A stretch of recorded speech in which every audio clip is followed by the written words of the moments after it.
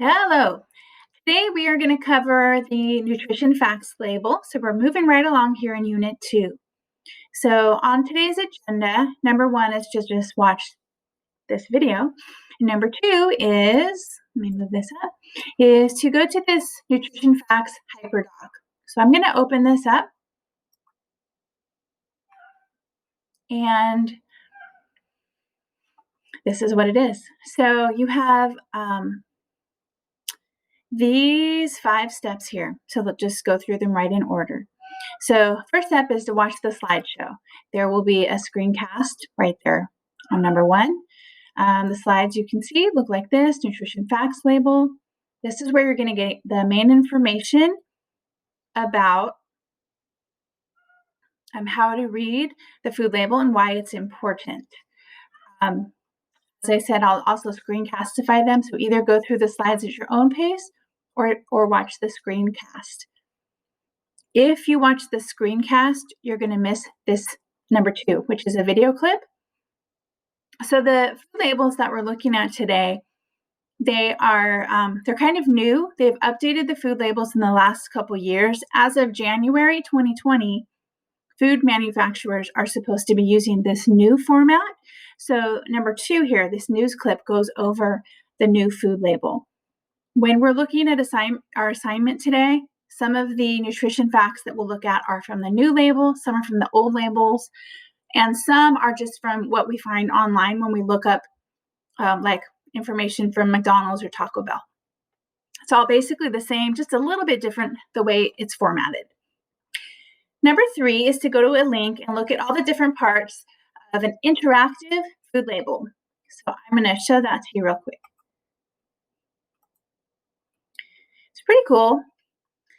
So here is the food label.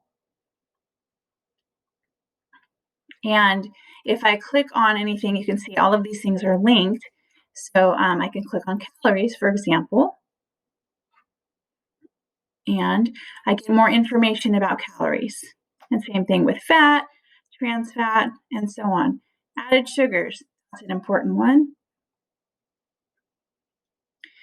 So again, it tells me what they are, where they're found, what they do, and so on. So a lot of really good information here. So you can really learn a lot about the food label. The ingredient list information here is also pretty cool. This is usually separate from the nutrition facts label, but near it. This is really important if there's certain ingredients that you're really trying to avoid, like maybe you have a food allergy, so you might want to check that out.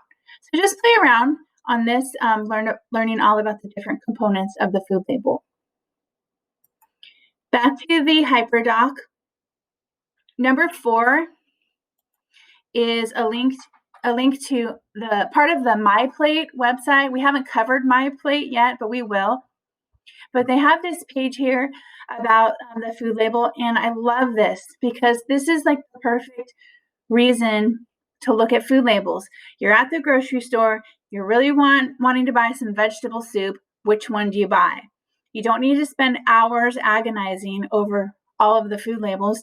Just turn them around real quick and make a quick comparison.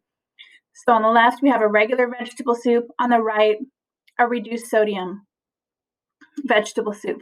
So let's say I have high blood pressure. Well, I'm automatically probably drawn to the reduced sodium one. And if I look at the label, I can very quickly see how much sodium is in this. So 680 milligrams for the regular one and 340 for the reduced sodium, so half the sodium. Okay, just turning two products around, making a real quick comparison. Like I said, perfect way to compare items when you're at the store. It shouldn't take you a long time. All right, and then the last thing down here is it's 2 things together, the scavenger hunt and then the information to complete the scavenger hunt.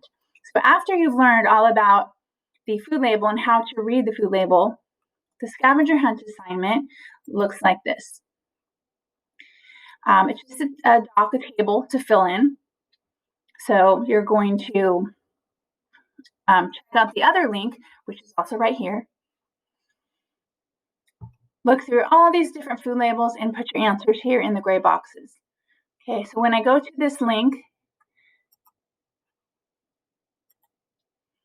It opens up a slideshow, and it says, use the information on the next few slides to complete the food label scavenger hunt assignment. Okay, and then you can see as I go through these slides, it's just nutrition facts for different food products. So here we have strawberry Pop-Tarts and strawberry yogurt. And you can see a little bit different formatting here for the food label. The yogurt one is actually what the old food label looked like. The one on the left here is probably from a website like Calorie King, where we can just kind of search on Google for information. If I go to the next one, you can see an example of granola bars here. This is the new food label. How do I know that? Because the serving size is nice and bold, and so is the calories. Also, we have added sugars listed down here. Now, something that's really small, like a Kind bar, an individually wrapped granola bar, will have a really small label on it. This information might be on a box. It might be on a box if I bought like a box of 8 Kind bars together. But it also might be just written out real tiny on this actual package of the individual granola bar. So everyone is a little bit different, but the one on the left is actually the new format. And if I keep going through the next slide, blueberry Pop-Tarts, and so on. Okay, so you're going to use this information to complete the scavenger hunt. Okay, and how did I get to this slideshow? Well, a couple places. It's linked right here on the top of the assignment. It's also on the Hyperdoc right here where it says this link has the information. That's where you'll go. Okay, so let's take a quick look at Schoology. I always like to do this with you.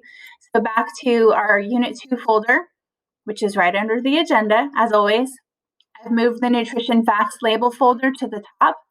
And when I open it up, the items that you need for today are going to be on top. So here's our Hyperdoc. Here's the slides. And then the scavenger hunt assignment is right below it. So those first 3 things today. And one last look back at the agenda. So that'll be, there's our Hyperdoc and then the assignment. So if you go through everything on the Hyperdoc, that's awesome. Please don't skip any of those because next class, there's going to be more information for you. So we're just kind of building on this. Make sure you are not skipping through things. Because if you were in class, we'd be going through all of it. So it's important that you're doing the same thing at home. And as always, if you have any questions, please send me an email. All right, stay healthy.